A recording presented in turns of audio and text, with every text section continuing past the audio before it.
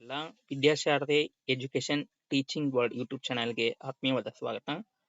ಆತ್ಮೀಯ ಸ್ಪರ್ಧಾರ್ಥಿಗಳೇ, ಇವತ್ತಿನ ಒಂದು ಯೂಟ್ಯೂಬ್ ಸೆಷನ್ ಅಲ್ಲಿ ನಾವು ಕೆಎ ವತಿಯಿಂದ ಅಧಿಸೂಚನೆ ಆಗಿರುವಂತ ನಿನ್ನೆ ತಾನೇ ರಾತ್ರಿ ಅಧಿಸೂಚನೆ ಆಗಿರುವಂತದ್ದು HK 320 ಮತ್ತು ನಾನ್ HK 767 ವಸತಿ ಶಿಕ್ಷಣ ಕ್ರೈಸ್ ಶಿಕ್ಷಕರ ಒಂದು ನೇಮಕಾತಿ ಜುಲೈ 15ರಿಂದ ಅರ್ಜಿಯನ್ನ ಸಲ್ಲಿಸಬಹುದು.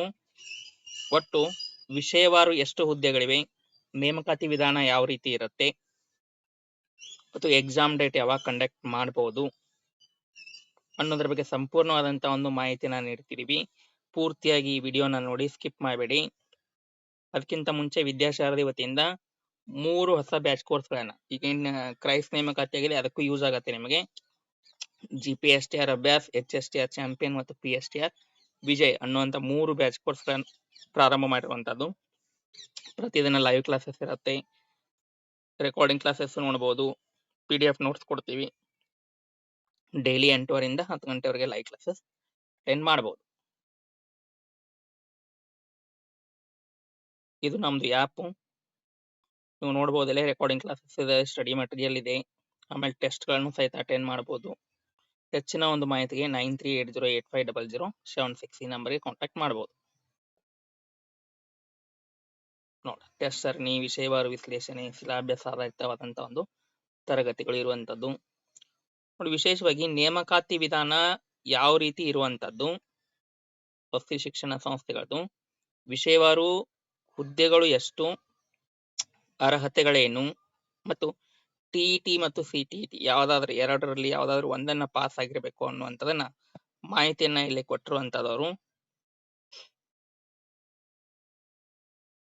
ನೋಡಿ, 767 ಈ ತೋರಿಸ್ತಾ ಇರುವಂತ ಸ್ಕ್ರೀನ್ ಮೇಲೆ ತೋರಿಸ್ತಾ ಇರುವಂತ ಒಂದು ಹುದ್ದೆಗಳು ಬಂದ್ಬಿಟ್ಟು ಇದು ಒಂದು ನಾನ್ HK ಅಂದ್ರೆ ಉಳಿದಂತ ಒಂದು ಜಿಲ್ಲೆಗಳು. HK ಹೊರತುಪಡಿಸಿ ನಾನ್ HK ಹುದ್ದೆಗಳು ಇವು. ಕನ್ನಡ 62, ಹಿಂದಿ 55, ಇಂಗ್ಲಿಷ್ 69, ವಿಜ್ಞಾನ 106, ಸಮಾಜ ವಿಜ್ಞಾನ 154, ಕಂಪ್ಯೂಟರ್ ಶಿಕ್ಷಕರು ಬಂದ್ಬಿಟ್ಟು 57, ದೈಹಿಕ ಶಿಕ್ಷಕರು 81. ಒಟ್ಟು 767 ಹುದ್ದೆಗಳನ್ನ ಕಾಲ್ಫರ್ ಮಾಡಿರುವಂತದ್ದು. ಇದರಲ್ಲಿ ವಾರ್ಡನ್ ಮತ್ತು ಕಂಪ್ಯೂಟರ್ ಹುದ್ದೆಗಳು ಸೇರಿಲ್ಲ, ಅದನ್ನ ಬೇರೆ ಸಪರೇಟ್ ಆಗಿ ಒಂದು ಕಾಲ್ಫರ್ ಮಾಡುವಂತದ್ದು.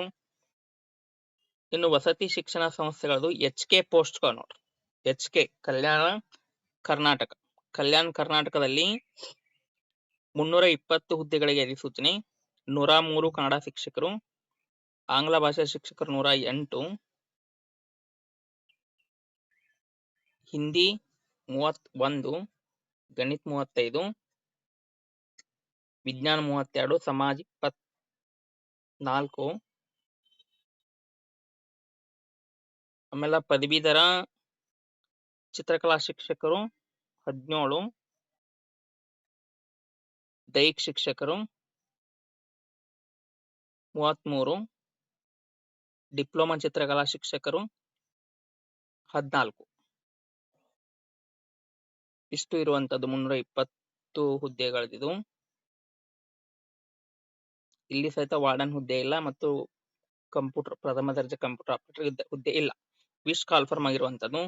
ಈ ಒಂದು ಹುದ್ದೆಗಳಿಗೆ ಸಂಬಂಧಪಟ್ಟಂತೆ ಏನೇನ್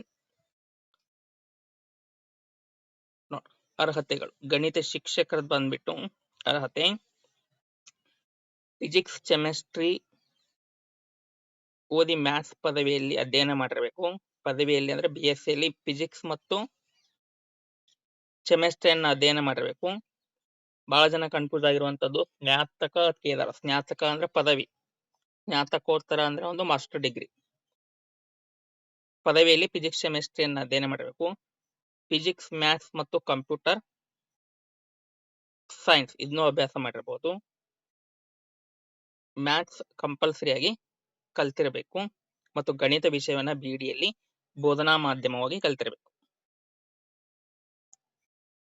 ಇನ್ನು ಜೀವ ವಿಜ್ಞಾನ ಶಿಕ್ಷಕರು ಅಂದ್ರೆ ಸೈನ್ಸ್ ಟೀಚರ್ಗೆ ಸಂಬಂಧಪಟ್ಟಂತೆ ಪದವಿಯಲ್ಲಿ ಕೆಮಿಸ್ಟ್ರಿ, ಬಾಟ್ನಿ, ಜೂಲಾಜಿ ಈ 3 ವಿಷಯಗಳಲ್ಲಿ 2 ವಿಷಯಗಳನ್ನ ಕಂಪಲ್ಸರಿ ಆಗಿ ಕಲ್ತಿರಬೇಕು. ಕೆಮಿಸ್ಟ್ರಿ ಕಂಪಲ್ಸರಿ ಆಗಿರ್ಬೇಕು. ಆಮೇಲೆ ಬಯಾಲಜಿ ವಿಷಯವನ್ನ BDಯಲ್ಲಿ ಬೋಧನಾ ಮಾಧ್ಯಮವಾಗಿ ಕಲ್ತಿರಬೇಕು. ಇದು ಜೀವ ವಿಜ್ಞಾನ ಶಿಕ್ಷಕರಿಗೆ, ಇದು ಗಣಿತ ಶಿಕ್ಷಕರಿಗೆ. ಇನ್ನು ಇಂಗ್ಲಿಷ್ ಕನ್ನಡ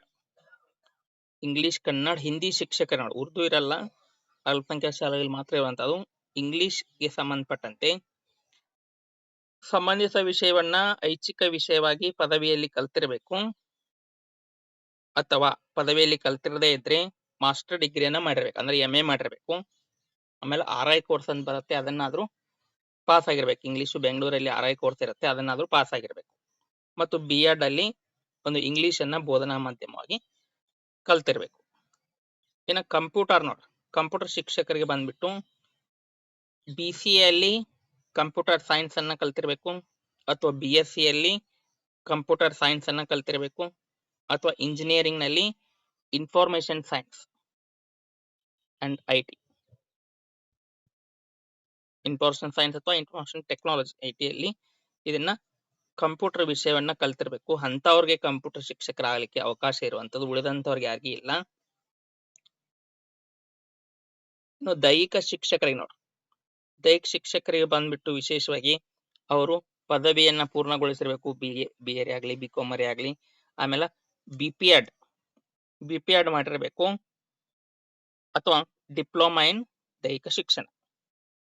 ಇದು ಒಂದು ದೈಹಿಕ ಶಿಕ್ಷಕರಾಗಲಿಕ್ಕೆ ಅರ್ಹತೆ. ಇನ್ನು ನೇಮಕಾತಿ ಶಿಕ್ಷಕರಿಗೆ ವಿಶೇಷವಾಗಿರುವಂತ ನೇಮಕಾತಿ, ಅತಿ ಪ್ರಮುಖವಾಗಿರುವಂತದ್ದು TET ಪಾಸ್ ಆಗಿರ್ಬೇಕು.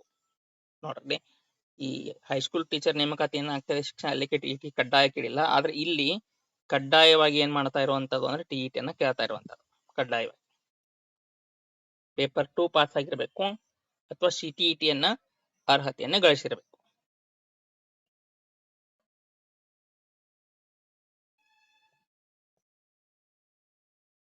ಇನ್ನು ಪದವೀಧರ ಮತ್ತು ಡಿಪ್ಲೊಮಾ ಚಿತ್ರಕಲಾ ಶಿಕ್ಷಕರಿಗೆ ಸಂಬಂಧಪಟ್ಟಂತೆ ಲಲಿತಕಲೆ ವಿಷಯದಲ್ಲಿ ಸ್ನಾತಕ ಪದವಿಯನ್ನ ಪಡೆದಿರಬೇಕು, ಅಥವಾ ಮಾನ್ಯತೆ ಪಡೆದ ವಿಶ್ವವಿದ್ಯಾಲಯದಿಂದ ದೃಶ್ಯ ಕಲೆಯಲ್ಲಿ ಸ್ನಾತಕ ಪದವಿಯನ್ನ ಪಡೆದಿರಬೇಕು. ಇದು ಚಿತ್ರಕಲಾ ಶಿಕ್ಷಕರಿಗೆ ಆಗಲಿಕ್ಕೆ ಒಂದು ಎಲಿಜಿಬಿಲಿಟಿ, ಅರ್ಹತೆ.